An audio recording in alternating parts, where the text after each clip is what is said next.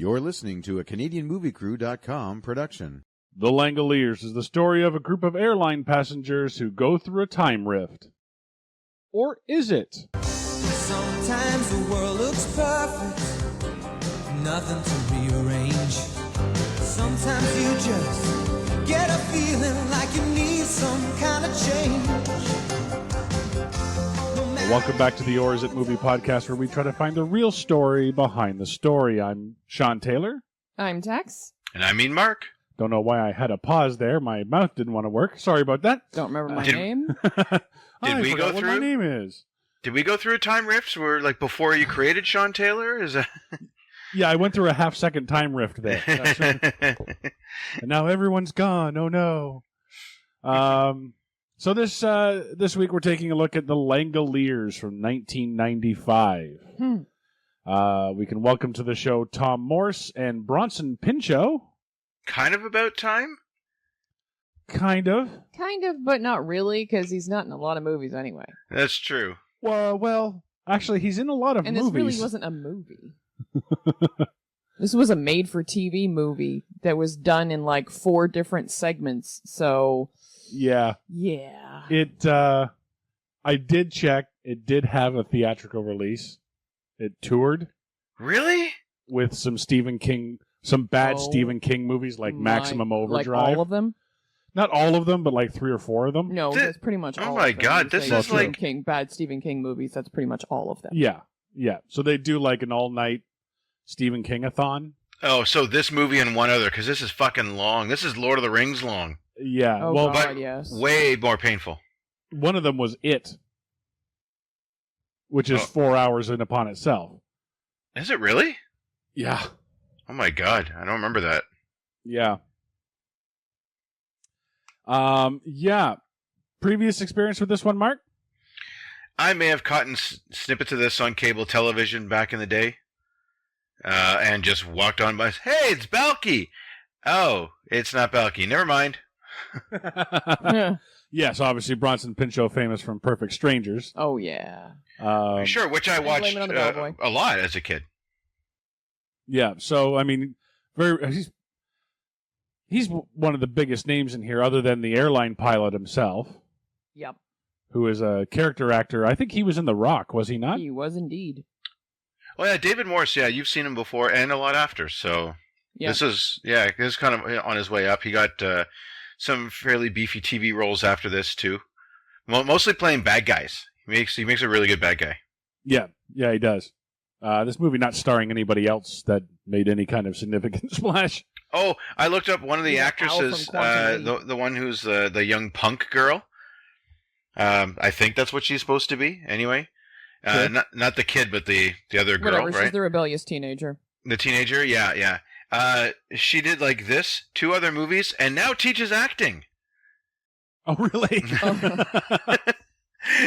Yep, she teaches basic acting. So apparently that's all she needed was 3 movies. Well, that's all she knows, so yeah, that's good. She was actually not bad in this one.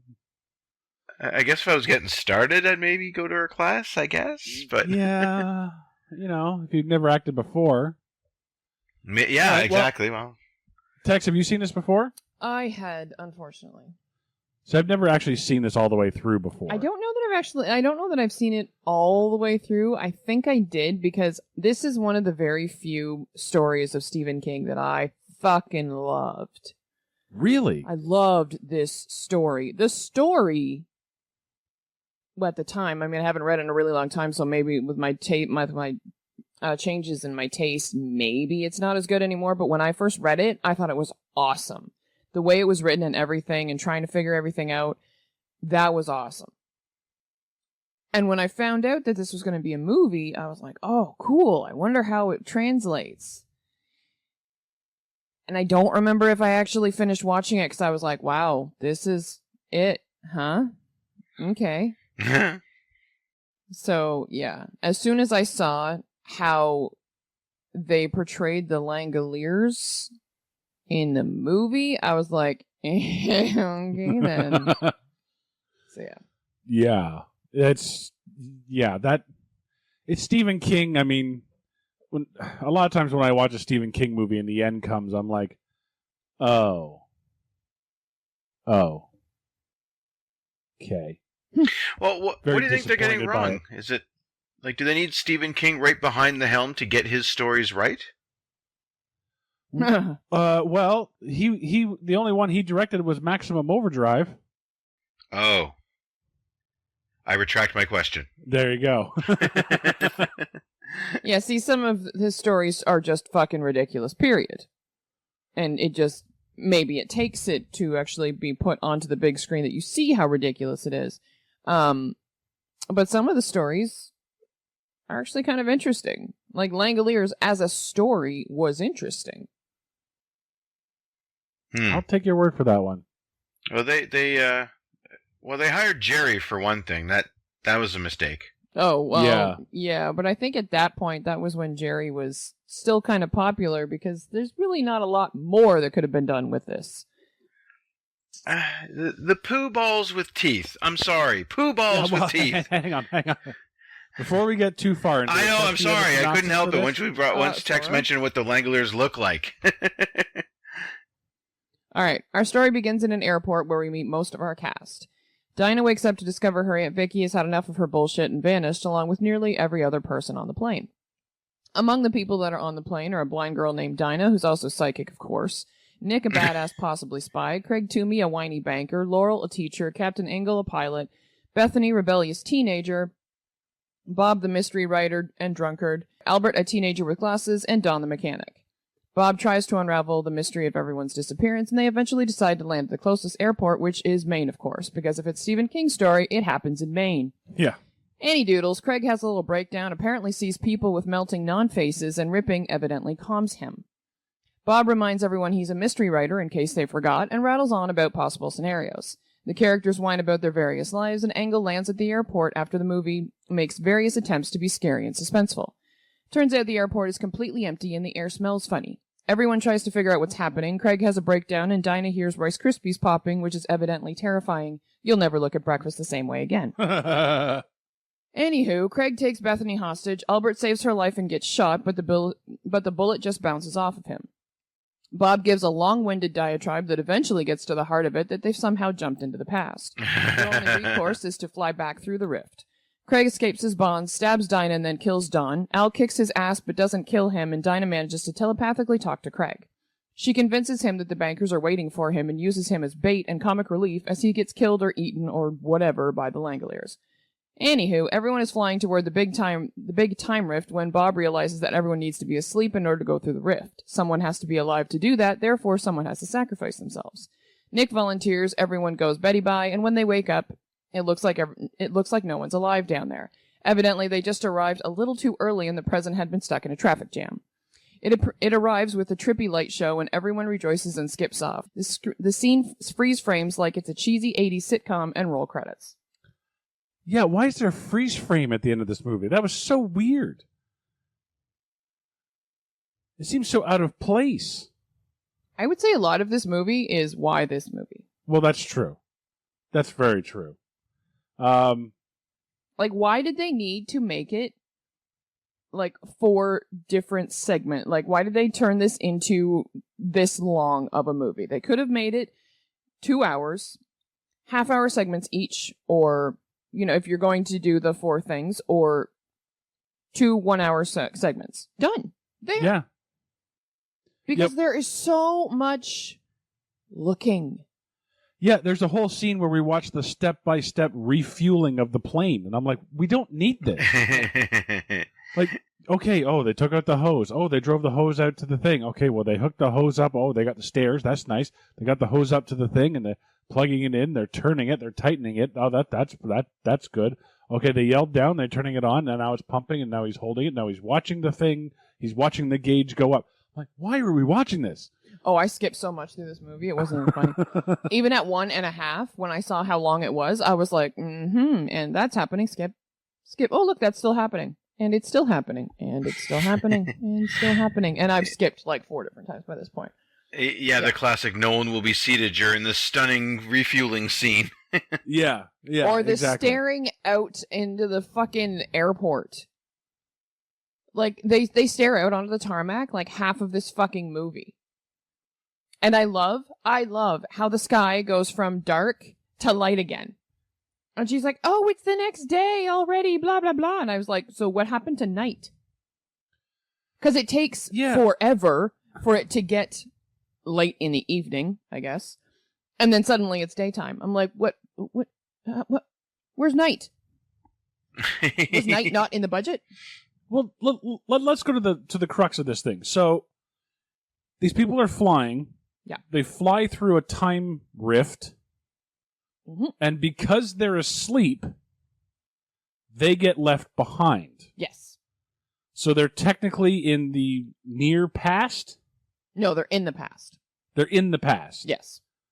But not too far away, because if you wait too far away, the Langoliers have already eaten things at random. Okay. See, this is where the confusion is, because in the book that I remember, it's a matter of when time ends, like once something has already occurred in this, I don't know, parallel universe, I guess, if you will. Langoliers are eating up all of that time. Right. Because it's high in iron. I have no idea. But they're eating all of that up. Because that's their job. I guess.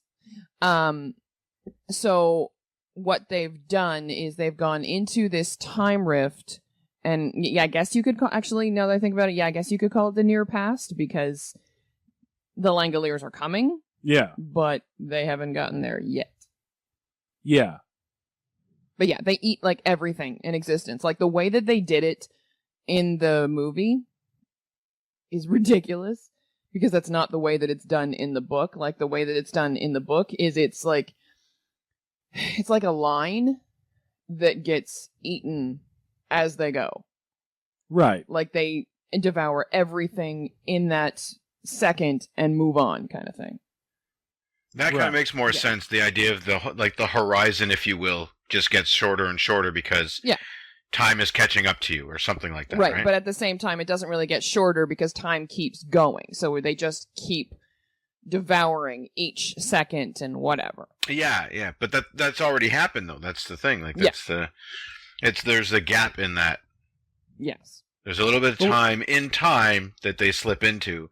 Yeah. But yeah, the visual representation of the poop balls with teeth is just really. I thought they were looked more like clams. Okay, but it's the brown color. That's not helping them. I was thinking meatballs with spinny teeth. Oh, meatballs with teeth. All right, I'll take. They reminded me, honestly, like they were the first things that I thought of when we saw Battleship. I was going to say, I immediately thought of Battleship. Those chompy ball things. Yep. I don't even fucking remember them because it's been so long, but I remember laughing at them. But yeah, that's exactly what they looked like to me. They look like Langoliers to me when I first saw Battleship. I was like, nah, it's Langoliers. Awesome. So they can do Sunny with a Chance of Langoliers. Yeah. Yeah. Yeah, in the time rift, yes. Well, I tell you, not having seen this before, I gotta say my first impressions were way off, because when they go through the Aurora Borealis, not really knowing that that's what they actually went through. Notice how they mention it. The captain talks about it. Oh, yeah, your wife died in a fire. P.S. Hey, Aurora Borealis is out. Did you see that? Just that was a very odd conversation. It was. I got whiplash from the hard left turn we took in that conversation. Oh yeah. But anyway, so we assume that they passed through it, although they don't mention it till later.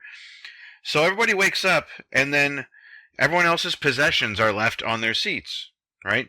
Because they got whisked away. That is, in short, how they describe the rapture, and how that's going to happen.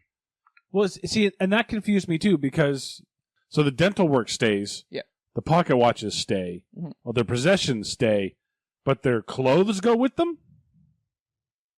Yeah. Yes. Because they're organic material. Ooh. Yeah. It's organic versus inorganic, I suppose. What's that? Inorganic versus organic, I suppose, yeah. It's possible, right? I don't know. Everyone was wearing a nice cotton weave. It's so weird. And like, so, all right. So time is still moving forward. In the other thing, yes. In the alternate dimension, right? Yeah, and on their plane. Okay. But it's moving forward very quickly. Because they go through basically a whole day. Somehow, yes. Very quickly, like through a matter of, I assume, maybe a couple hours, right? Yes. Not quickly enough for this movie. No, Right. true. But if they're in the past and time is moving quicker, and shouldn't they be catching up to real time? Yes and no, because they're in this alternate universe, like I said, if you will. So they're never actually going to catch up to that time because it's being destroyed by the Langoliers. Right. So you never really catch up to it, I don't think. Because, well, you can't actually do anything, even if you did catch up to time in that time, like in that universe, whatever, you wouldn't really be able to do anything anyway, because it's like there's like a curtain between you and this other, and like actual reality is kind of the way I think we're supposed to look at it. Is that explained in the book? I don't fucking know. Oh, okay. Maybe. And I will say, too, also, that the way that it's told in the book is a lot creepier. Because the start of the book is them waking up on the airplane. Well, that's what it should have been. Oh, That's yeah. absolutely what it should have been. And that's exactly what I expected when I started watching this. And then I was like, oh, airport. I'm like, what? No. You've just lost every bit of mystique that you had right from the very start. You just fucking lost. Let's waste time with character development. Nobody fucking cares about these people at all. But let's waste time with character development that really isn't development anyway. Yeah, did we really need to see Aunt Vicky? No. No. We didn't need to see Aunt Vicky. We didn't need to see Laurel's best friend be like, this is so unlike you. And seriously, what's wrong with her being like, I'm just going to go fuck a guy? It was 19... Come on, it's the 90s, seriously. It was the mid-90s. I'm serious. It's the 90s. Come on now. No, you're absolutely right. Like, it's the 90s. We're supposed to be empowered women. Why can't we just say, you know what? I met this guy online. You're going to hear that a fucking lot in the next 10 years. And, you know, like, fuck, people are meeting people online and going and marrying. Like, big fucking deal. She's going to go spend a weekend with a guy. Whoopee. Okay, and you're absolutely right. She should be allowed, but don't forget this was the 90s, so it was kind of new. Yeah, but still, women empowerment. Yeah. That was like the whole big thing, right? Yeah. These girls were raised in the 70s, though, as young girls, so this is still a new concept to these women now grown up and 60s. taking their power. So it makes sense one would be empowered, the other one's like, I'm not so sure yet. Let me ask my husband. Yeah, well, she's a fucking wimp anyways. Well, exactly. No, and that's exactly right. There's, our character that we see is actually taking her power. That's good for her, and the other one's just no, being she was going to bitch out. There's no way she was going to meet that guy. There's no fucking way. No. She was going to go, yeah, but she was never going to meet him. She was going to fucking duck out. She wasn't going to meet him. Please, she's a pussy. Well, even if she does get in trouble with the new guy, she's already learned how to do a Vulcan nerve hold. Oh. Which isn't it a pinch? The Vulcan neck pinch, yeah. Or a nose hold. Oh, I have that in my notes. Yeah, the Vulcan nose hold. I remember when Spock did that to Kirk. Yep, it was awesome. Yeah. There are such thing as pressure points and everything. Sure. Yeah, but And the some of those Vulcan nerve holds pinch are is actually not real. But No, but did he call it the Vulcan? he called it the Vulcan nerve hold. Oh. Yeah, I must have missed that with my 1.5 speed. Yeah. One of my favorite lines is right near the beginning. The pilot, the pilot and co-pilot are talking, and one of them talks about there might be something wrong with the plane, and then the other guy's like, well, that's not my problem. I'm like, excuse me? You're flying the plane. Anything broken on the plane is immediately going to be your problem. Yeah, but at the same time, it's really not his problem because, like, 5 seconds after that, he's pulled off the plane anyway. So, you know, that plane may have crashed, and it's not his problem. He wasn't on that one. It's like he knew, eh? It's like, that's not my problem. By the time that thing explodes, I'm going to be gone. Yeah, my ex-wife's dead. I'm about to find out in a minute, so... Yeah, yeah. And was that seriously, like, the whole reason to get him off the plane was to tell him that his ex-wife was dead? Yeah, he was on one plane. I guess, yeah. And if that's the case, maybe bring someone who's good at talking to someone about loss. Someone with better bedside manner, you mean? Yeah. Yeah, just, you know, maybe. Even Brenda from HR. Maybe just had a sensitivity training, like you don't pull somebody aside and go, oh, yeah, by the way, there was a fire. And your ex-wife was in it. And she died. No, you gotta wait for it. You gotta wait for the pause. Right. Because he's gotta look at him and be like, and? Yeah. Oh, yeah. Yeah. It wasn't good. And? Did she make it? Oh, yeah, no, she didn't. Like... But really? Yeah. No, exactly. That's not how you tell someone that someone has died, by the way. That's just not. For future reference, for anyone listening, that's not how you tell somebody that somebody died. Yeah, and then he immediately started, but you know what did survive? Aurora Borealis. Yeah, that... Yeah. No, you're right, Tex. That was I was awkward for them. Oh, yeah. Watching that whole telling him his wife died thing, and I was like, excuse me, this is... And I noticed how Buddy didn't get a chance to go back and maybe tell the pilot where he was going, or his co-pilot. Yeah. You know what I mean? Like, he didn't get a chance to tell him. It's like, yeah, so I guess I'm not making this flight. I'm taking another one? Yeah. And how about the fact that Guy doesn't even say, like, the one who's talking, doesn't even say, I'm sorry for your loss. Never. Not once. That fucking pissed me off so much. I'm like, okay. Yep, exactly. It's like a fucking period. When you're talking to somebody about something like that, it's required. Yeah. It's expected. You say, I'm sorry for your loss. Absolutely. What you do. I mean, I work for a cell phone company, and if someone calls in and says that they need to cancel a line because their spouse passed away, immediately. I don't know them from a hole in the ground. It doesn't matter. I'm still sorry for their loss. Like, it's... Yeah, exactly. Be human here, dude. Yeah, seriously. Although I will have to admit that I couldn't stop staring at the sign behind them. There was it said something along the lines of, the way that it was worded, it looked like only 50 passengers are allowed in the hallway or something. And then it was like, there was another sign that was, I don't know, it was terminals, whatever. I don't know anything about airports. I've never actually been in one. But there's like another sign just a little bit down, and it's like 51 only and, 52 only and whatever. And it seemed like you're only allowed like this many things in the hall. I just couldn't stop staring at the signs after that. I was like, is it supposed to be worded like that, or did they make fake signs? Oh my God. I love that progression, because somewhere along the way, someone's standing in front of the 50 sign and there's 50 people already there. They want to get to the 51 section, but they can't.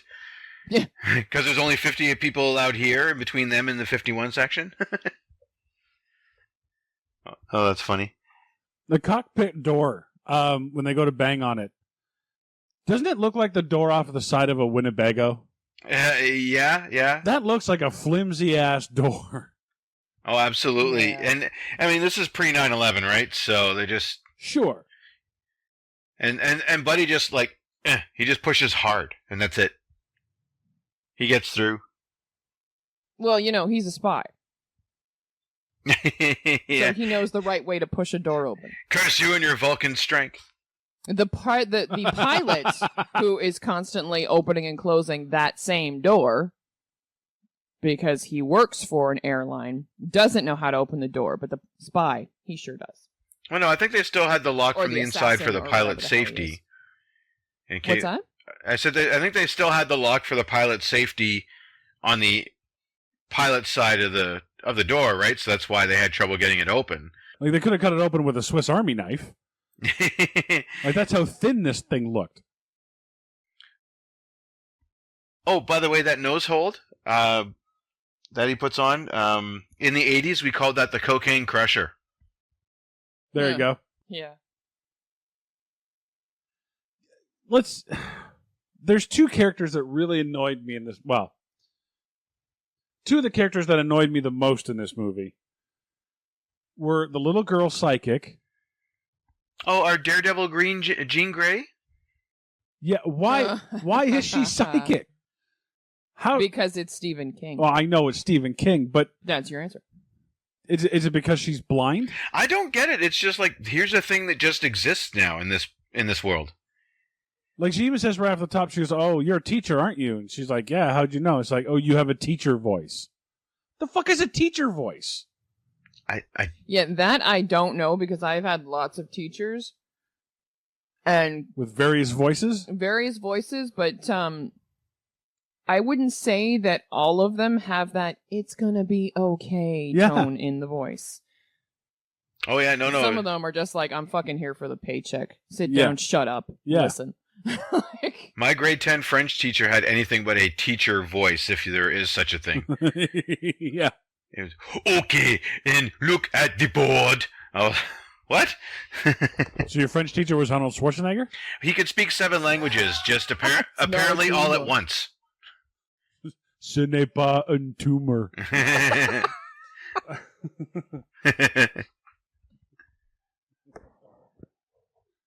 And the other one was the fucking writer. Oh, yeah, this was actually, I think, would have been Did you know that he writes mystery? Oh, my God. Did you know that he's a mystery writer?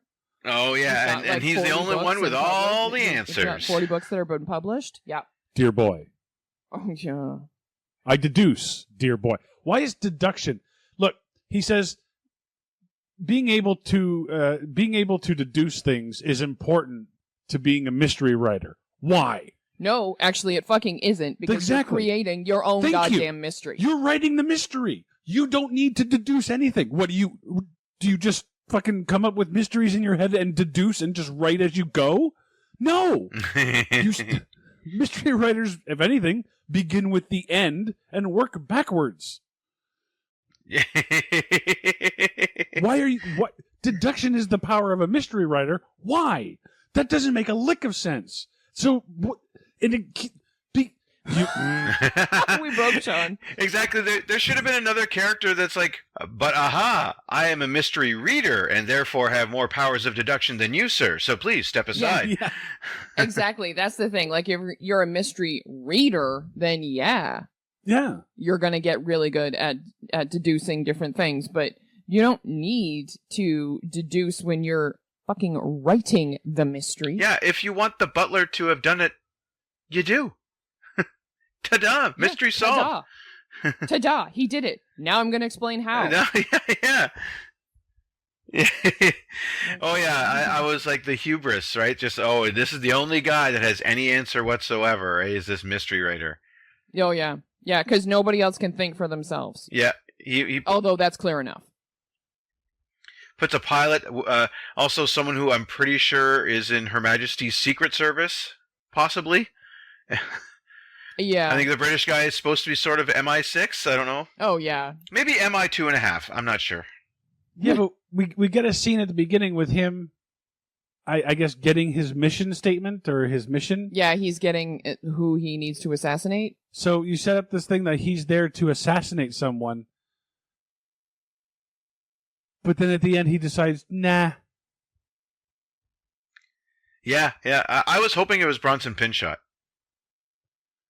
Huh. I honestly thought that was like because he lost so much money that for some reason he needed to be dead. And so I thought that was going to play out during our story here as a subplot where we're not. Yeah, and that boy, wow, someone needs to do the Dance of Joy. Like, wow, this guy's incredibly high strung. Like, I'm sorry, the Dance of Joy? The Dance of Joy. Now we're so happy we do the Dance of Joy. It's from Perfect Strangers. Oh my God, I haven't seen that in so long. It's a great Meposian tradition.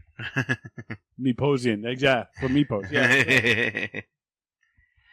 Yeah, and of course he does that over the top, scaring the little girl. And like, what the hell happened? Did your voice change in the middle of that line?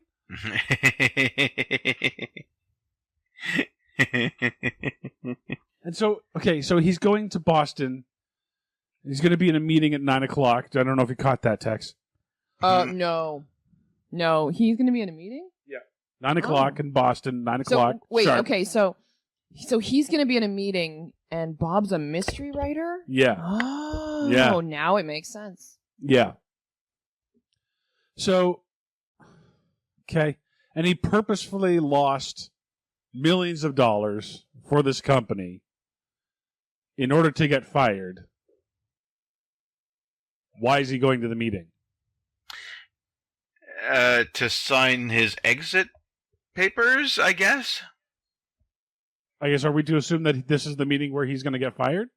I think so, yeah. And I think he wants to be there in person to get shit canned and then kind of walk out with his head held at kind of a medium level, because he did lose a lot of money. But he got what he wanted. He got fired, so his dad... Yeah, I guess he could blame the company then instead of himself? I think he wanted to go to the meeting and get fired. And like make a big show of it, like kind of like he does in the dream sequence? Yeah, because like that's...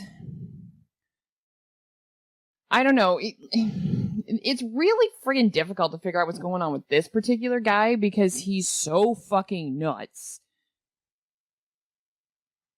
But he keeps having these flashbacks of his father screaming at him and everything and being like, you know, if you don't have like perfect grades and whatever, then you're a loser. But then he purposefully goes and loses all of this money so that he can tell the people in the bank at the job that he hates that he did it. I don't know. Maybe it's like a fuck you to his father. I don't know. Yeah, this is almost like the opposite of that dream speech that most of us have. We won the big lottery, so we, you know, telling the boss everything that we wanted to tell them for X number of years. I think this was just wish fulfillment. That's why it was such an important meeting, because this would be his dream come true, where he can give the big old finger to the bosses and to his dad and to everyone else and say, look at me, look what I did. This is what you get for something. Why he's so pissed off at being rich and successful, I don't know. I cannot figure this out. Yeah, that's the weird thing. He is rich and he's successful and he's a great businessman, but he doesn't want to do it anymore. We don't get a reason why. Yeah. What about early retirement? If you made that much money, I'm sure you got some tucked away.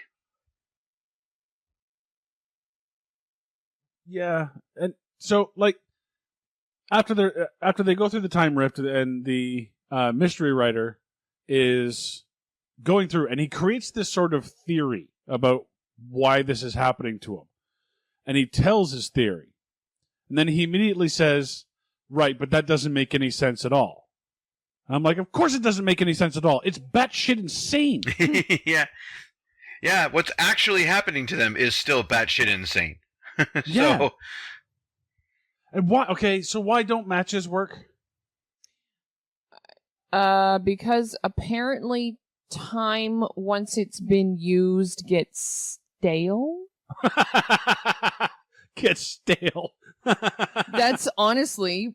That's like pretty much what I got out of it is that, you know, once time has passed, you have a best before date on your time. Well, no, not your not on time, but on your items. Sandwiches and beer. Yeah. And sorry, Tex, just to pause right there. Thank goodness we have a whole character whose only job is to be fat and hungry to tell us these things. Yeah, but the poor bastard never actually gets to eat anything. Exactly, and hence his forever character curse is being fat and hungry. Please continue. Yeah, but the poor bastard doesn't get to try any of this stuff. Like when they discover that everything on the plane has like their time has kept with it or whatever. And Albert gets to eat a sandwich, but Buddy doesn't. He goes to, like, grab a sandwich. Oh, no, when they're at the airport. Sorry, when they're at the airport. Because Albert tries the sandwich. And he's like, oh, yeah, it tastes so good and whatever. And then fucking other buddy goes to, like, grab one. They're like, no, come on. It's like, what? Albert has had so much to eat compared to this poor guy who has done nothing but talk about how hungry he is. Now he has a chance to eat, and you're taking it away from him. Fuck you, too. I'd be like, fuck you. I'll be right there. And why does being up against a wall mean you're not going to be touched by anything?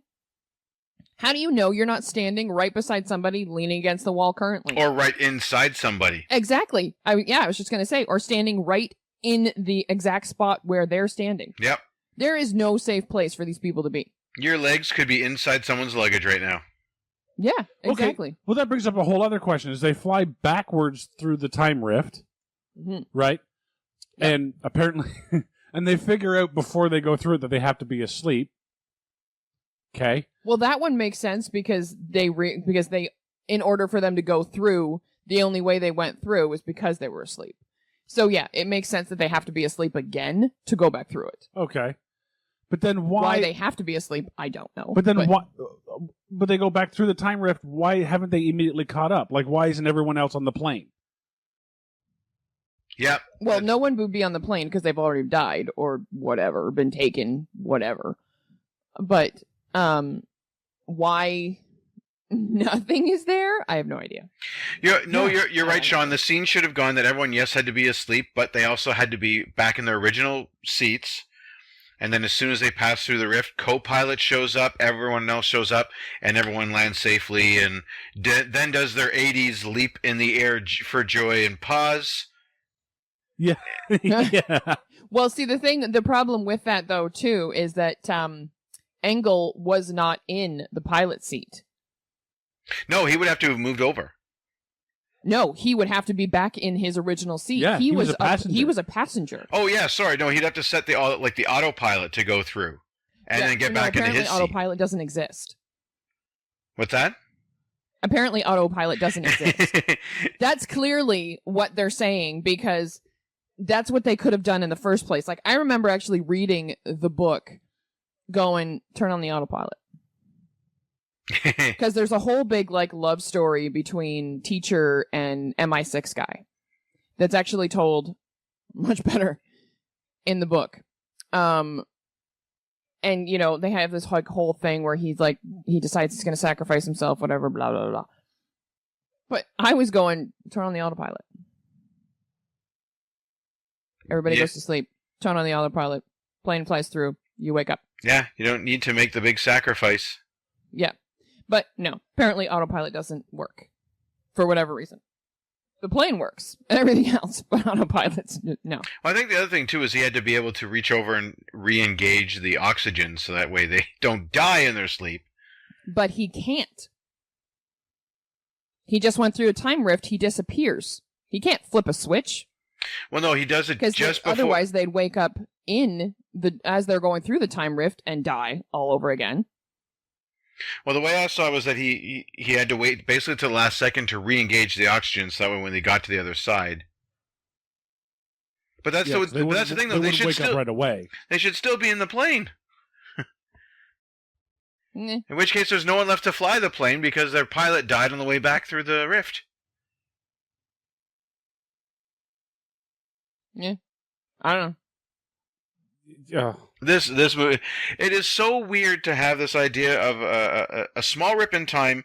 There's actually just a place after time, if you will, where nothing just kind of happens and just waits for the Langoliers to come eat it. And then the idea that there's somehow a rip, which we don't know how that actually happened, and then secondly, that somehow geography matters at this point. That flying east to west actually makes a difference. Like you're actually moving forward in time with the Earth's rotation. Do you know what I mean? Yeah. Like the Langoliers have to do their thing and just keep eating the past, starting from the east, making their way to the west. And so geography matters for some reason in the whole time warp thing. I've never seen this before.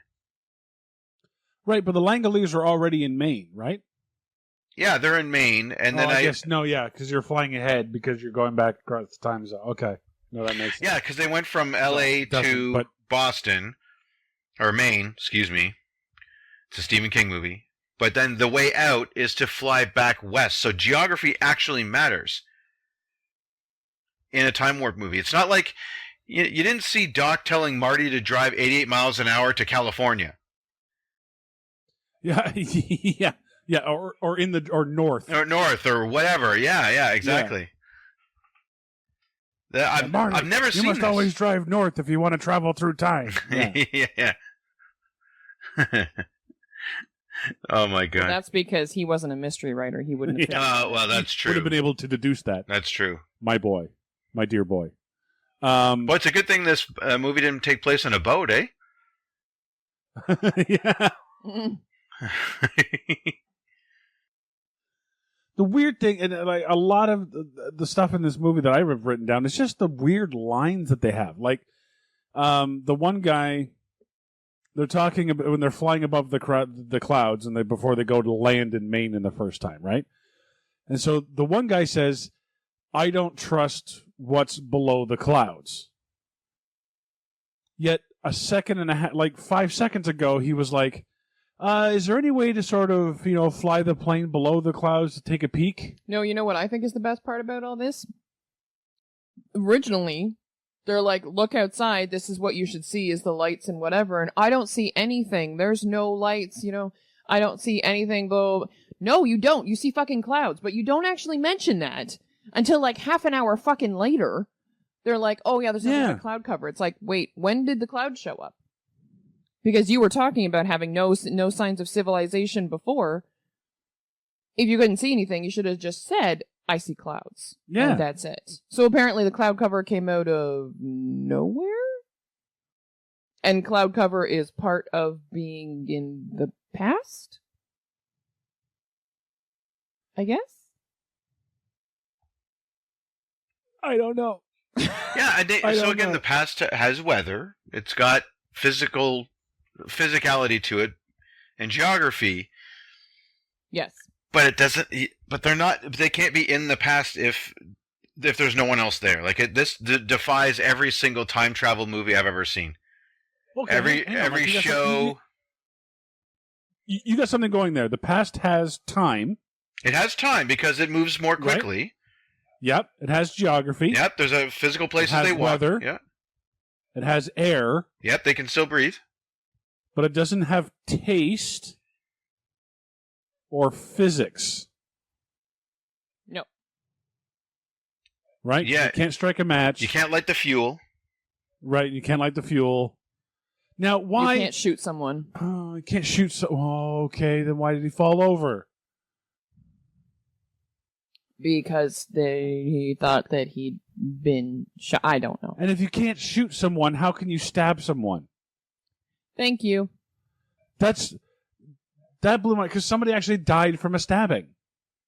Yeah, Dinah. I thought Dinah lived. Yeah, it's the weirdest rules. No, she was on the plane. I know she was on the plane, but I think she died on the plane. Oh, I thought she lived. Mark, did Dinah live or die? Dinah died. Yeah, I thought so. But she had died on the plane. They got her onto the plane. They're on their way back, and then she died as a result of her wounds. Right. Okay. Because time caught up with her, and it hurt. Yes. So some physics are there because the idea of a sharp object being able to go through something, a physical act, still works, but ignition can't happen for anything. And then to make it even crazier, they then have a time rift in the time rift because the plane is fine. Anything on the plane still works. So now that's how is that possible? That's a sub pocket in the pocket. Yeah, because they took their time with. Now time has a physical presence that can be moved east to west, west to east, and preserved in one location and moved about. As long as it's wrapped in steel. Yeah. This is madness. It doesn't escape when you open the door, so that's it doesn't. Yeah, we'll let all the good time out. Well-trained time. It is housebroken time. Shut the damn door. I'm not paying to time the house and the outside. I'm not timing the whole neighborhood. This is insane. Like I can't find one theory that this fits, and I can't find any one theory that even fits within this. Like, I've never heard of this one before. This is brand new to me anyway. I've never seen this way time displayed this way. Especially in a time travel movie. Like, they either say, well, time travel is impossible, so they just move about their day. Or they're able to do it, and it's got everything from, like, Time Cop to Back to the Future, you know. Even Terminator plays around with time. So, I mean... Yeah. But this is nuts. Like, can you imagine if the Terminators sent back a Terminator and then it had to fight Langoliers, you know? Yeah. So, one of my biggest questions about this was, okay, they fly through the time rift and everyone who is asleep falls behind, right? Yeah. Yes. Okay. What does that mean for the present? Yeah, because I assume time as we know it continues. So do those 10 people who were asleep just vanish? And does anybody that's still on the plane notice that, because they're all awake? So I assume one or two of them would notice that. Yeah, like Aunt Vicky. Right? I think the way that it's done with Nick, you know, having his ridiculous fucking meltdown with his like, oh, it's so beautiful, blah, blah, blah moment. Because you actually see him vanish. And then I can't remember what drops. It's like his watch or something. The watch, yeah. The chair. Yeah. So I think that they were actually more concerned with the fact that they were in the process of disappearing rather than noticing people beside them sleeping had vanished. Because I think it's pretty much happened simultaneously, where the people that are asleep are just asleep, whatever. There's still actual substance, and the ones who are awake get punished and disappear? Because they're looking at this time? I don't know. So you're saying the passengers who are awake don't carry on? Yeah, I'm saying they vanish. They just fucking disappear. They're gone. Okay. Mark, your take? Because they don't come back when they fly the plane back through, because Mark said about how the other people should have reappeared, which is true, because now they have this plane that landed somewhere where it wasn't supposed to land. And we were like, what, was 10 people, now there are 8, 7 that got off of this plane, but 200 and some passengers are gone, so they're going to have to explain how this plane showed up and these 200 and some people have fucking vanished off the face of the earth. Well, that plane that should have crashed as soon as they gone through, because it would have just been flying and then the pilots are gone. Yeah. So, except that autopilot does work? Well, that's the thing. If it doesn't exist, then... Okay, then but even so, it would have just kept on. Autopilot doesn't land for you, so it would have flown over Boston and just kept on going until it ran out of gas. Yeah, which is what it was doing basically. But then they woke up and whatever and Our people landed. In the past intercept that action, but the only other pilot for the present, well, in this case, all the pilots disappeared. Yeah. One went in the past because he was sleeping, and then the others were in the present. And my take is that they got there. The only thing that I can think of that even gets close to making sense is that somehow they got split. The people who went in the past got split in two somehow, either metaphysically or physically, or even just mentally, because it looks like everything's normal. There's no one panicking about 200 and some odd people missing, or even 10 people missing.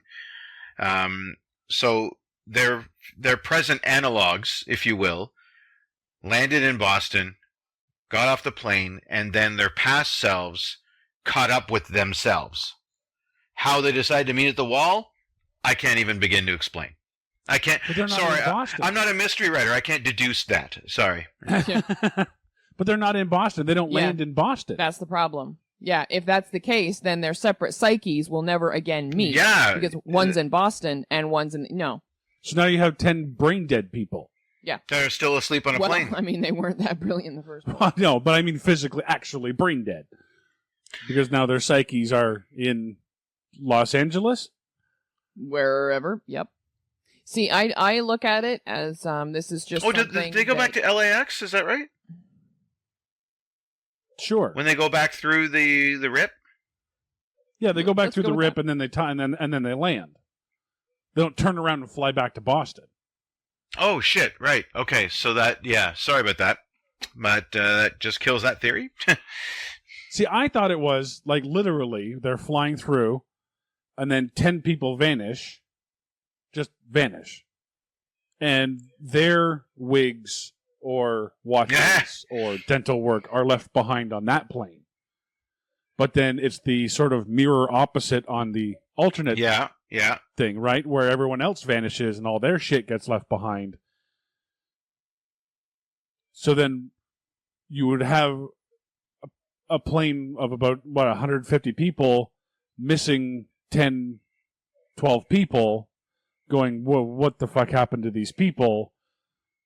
But is there a mystery writer on that plane left to deduce what Yes, happened? exactly, Well, right? So, I mean, they'd have to hire out, they'd have to land in Boston and go, okay, let's take out the yellow pages and find the nearest mystery writer. Yeah. Because we need to solve what happened to these 12 people or whatever. See, I think I've got an easy explanation for this. It's called "Didn't Consider It, Don't Care." The story's over. Yeah. No, I just Well, no, you're right though. I can picture it too in my head. This idea of when they hit that aurora borealis, and you have moments later, you have the young girl waking up screaming for Aunt Vicky. Meanwhile, in the present, Aunt Vicky is screaming for her niece. Yeah, because they've been split up, right? So they're both kind of screaming for. That would have been kind of neat to see the other side, to see. To go back to the present and be like, what the hell happened to these 10 people? And then, excuse me, I'm a mystery reader, and I deduce that, you know what I mean? Like, I was here to meet this guy who's a mystery writer, but he seems to have disappeared. Now, here's why I deduce that he has. I have a few things here. There was a line they said, somebody made the thing, I hear a very distinct sound. It sounds like coked up termites in balsa wood. Oh, right. I know exactly what that sound is. Sure. That's a very common sound that everyone knows. Coked up termites in balsa wood. Absolutely. Balsa wood. Well, I know what drunk termites in balsa wood sound like. See, I know what drunk termites Coked and up maple ones. sounds like. Yeah, but coked up ones. I got nothing on that. Oh, yeah, I've hung out with drunk termites. Those guys are a riot, yeah. I like how the blind girl is constantly switching her gaze when she doesn't have her glasses on from one person to another after she's been stabbed. You know, as if she can see. Oh. I don't know if you caught that. Not at all. Or the fact that she doesn't know how to use a walking cane. Oh, no? I didn't. Because all she does is she holds it. She holds it and walks forward. No. Like she holds it straight up and down. You have to hold it out, and you use it to find what's in front of you. Obstacles in your way, yeah. Yeah. But no, she's just holding it straight up and down next to her chest, just walking. Like, okay, did your research on that one. Thanks. All right. I like the idea of an unlocked locker just having a gun. Just a loaded... What? Just Jim's locker, Chet's locker, just open it up. There's a gun. Loaded, ready to go. Just in an unlocked locker in the airport. Oh. I didn't notice that. I wondered where the gun came from, but I wasn't paying attention. In Bangor, Maine, mind you. Yeah, in Bangor, Maine, you know, where all the gun violence happens. It's the one gun in Maine. Yeah, it's the one gun in Bangor. Oh, was it Chet's turn with the gun this week? Yeah. Yeah. It's like the Stanley Cup. You pass it around. Yeah, exactly. The whole Toomey side plot. Okay, so his dad. First of all, it's like he's becoming a supervillain by the end of this. I could have sworn that Superman was going to have to come in to stop him. But his whole subplot is that his dad somehow knows about the Langoliers. Knows that and apparently his theory is that if you get too lazy, you can become so lazy as a person that you will literally stop keeping up with time. And the Langoliers will come and get you. Yeah. That's my understanding of how he was freaking out about it. That if you're lazy, the Langoliers will get you. So the only reason that can happen is if he literally is just so lazy that he... go ahead, Time. I'll catch up with you. Because he says if you're lazy, you'll get left behind, and then the Langoliers will eat you. So I guess Stephen King in this movie is theorizing that you can be so lazy that the present will outrun you. Yeah. You'll be left behind, and then the Langoliers will come. Exactly. Yeah. And not only does he surmise that this is a threat that an overbearing father gives to a young child, but it's also true. Somehow he knows. So did he at one point fall behind? Or maybe his dad was so lazy? Yeah, maybe it's something that's like passed down from generation to generation that, don't be like great Uncle Wilbur, because he was eaten by the Langoliers. He fell through the Aurora Borealis while he was sleeping and got eaten by the Langoliers. Put that on. Don't be like him. He's the cautionary tale for the whole family. Well, and let's assume that family story is true. How do they know? Movies. Yeah, there you go. Hey, look over there. Yeah, exactly. If great Grandpa Toomey fell prey to Langoliers, was his son with him at the time, and then the son just started running westward and never stopped until he caught back up with time? Therefore proving that you can't be lazy. So does that mean that really busy people are ahead of time then? Yes. Like if you work 2 or 3 jobs, if you... Yeah, you're collecting time. Maybe an athlete, maybe. They work really hard. Yep, you have time in the bank. You have time. You're good. You have time bank. All right. One of my favorite lines is when near the end they're staring out the window and Dinah says something. And behind them, the pilot says something, and she goes, "I can hear you." And the guy leans over and goes, "Wow, she's got really good ears." I'm like, "No, she just has ears. You're 10 feet away." Yeah, and you aren't shutting up. It's not like she has miraculous hearing powers. She can hear you. Oh, that's when the two are muttering to each other. Yeah, but they're not really muttering. That's the problem. No, but still. And then she turns around and she says what they said. Yeah. Yeah. And everyone's astounded because the people that were right in front of them didn't hear them. And why are all the adults listening to a child? Stephen King. Well, okay, there you go. Hey, look over there. Yep. Yeah. Actually, in this case, it's just literally Stephen King. Yeah, that's true. Everybody listens to kids in Stephen King books. Fucking everybody. The kids know everything. And the kids usually have some type of connection to God. And I love, too, how the guy that never stops eating or never wants to stop eating. Can't eat. He turns to all the passengers on the plane because the pilot and the hitman are in the cockpit, and he's like, "Hey, do you guys know how to use these ovens?" And I'm like, "No, they're passengers on an airplane. None of them know how to use airplane technology. Why would any of them know how to use an oven on an airplane? They're not airplane people. They're not airline employees." Really? Because I would have responded with an entirely different thing. Like, Yes, you're fat, it's a figure it out. fucking microwave. Well, there's that. Well, he says ovens. So, Well, yeah, it's still it's a even microwave easier. oven. Yeah. it's like, you're fat. You should be able to figure this out. Yeah, that's your superpower. And if he was so fat and hungry, shouldn't he have been left behind as an example of what it is to be lazy? Yeah. Yeah. Didn't he end up dying anyway? No, he made it. No, he makes He it. made it? Yeah, because at the end of when they get back to the actual present, that's in the process of catching up. Albert eats a sandwich and he's like, "Oh my god, it's the best thing I ever tasted," and whatever, and then just like drops it, and then fat guy goes to like grab one, and they're like, "Come on," and he's like, "Whoa." Poor bastard doesn't actually get to eat anything through the whole movie. Yeah, so he does make it to the present, but the one thing he doesn't make is the 80s freeze frame jump. He's like, nope, too fat for that. Yeah. Yeah. He's the one guy in the back running. Yeah. Well, he's kind of behind on everything anyway, so it's kind of like, "Oh, are we jumping?" Yeah, he's like, sort of like bent over at the waist, ready to jump. Yeah. Like he's just, Like one leg lifted, like, okay. yeah.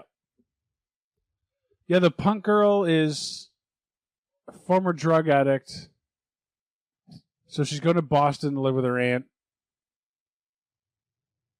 And nobody cares. and nobody cares. Except for the guy with glasses who they should not be together at all, of course, but they're going No. to somehow, through the crisis of the Langoliers. Yeah.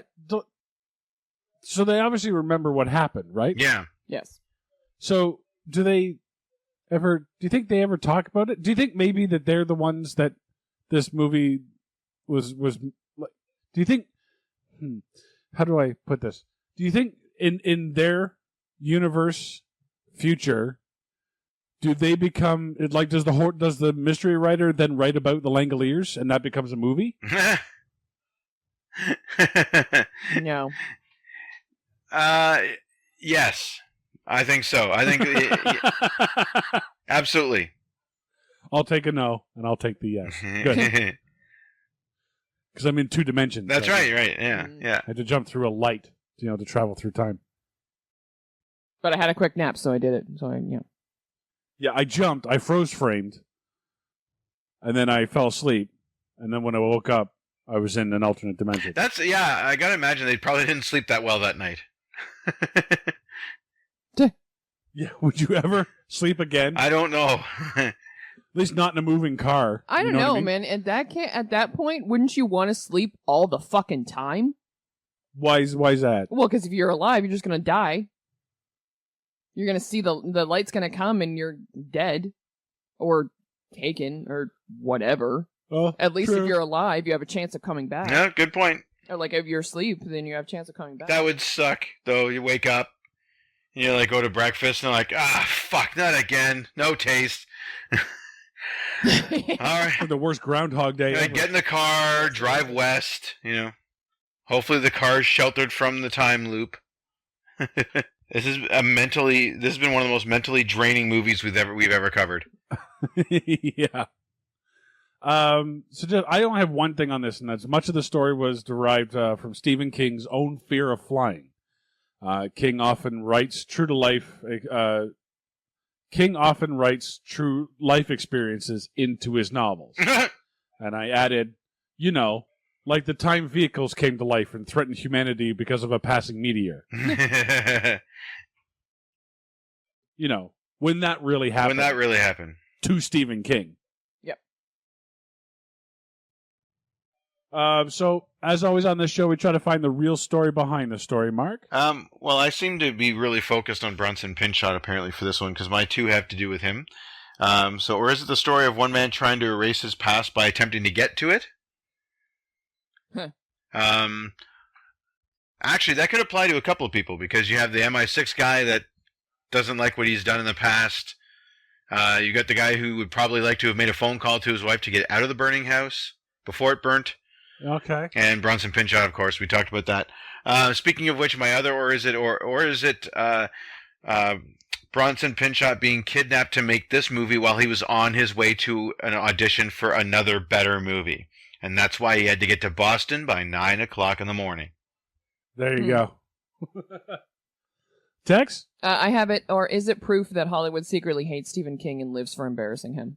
It's like a conspiracy of Hollywood against Stephen King. Yeah, because there's like 2 good movies by Stephen King. Which ones are those? Shawshank Redemption and Green Mile. Oh, okay. I have it, or is it the debunking of the time-traveling theory in Back to the Future? Yeah. Because you wouldn't be able to go all the way to the past, right? Because the past would be gone. It's gone, yep. Or is it the beginning of the relationship between the nerd and the rehab girl that eventually falls horribly apart when they realize they actually have nothing in common except for the events of this movie? Yeah. It's like, wow, oh, you do heroin, huh? All right, well, I'm gonna go play EverQuest. It's the 90s. And Mist. And Mist. Yeah, and Omega Online or whatever the hell it was. So that's going to about do it for the Langoliers. I'm Sean Taylor. I'm Tex. And I mean Mark. Join us next time when we'll review the story of the only golfer in history who scored either birdies or bogeys throughout his entire career. Hulk Hogan stars in No Holes Parred.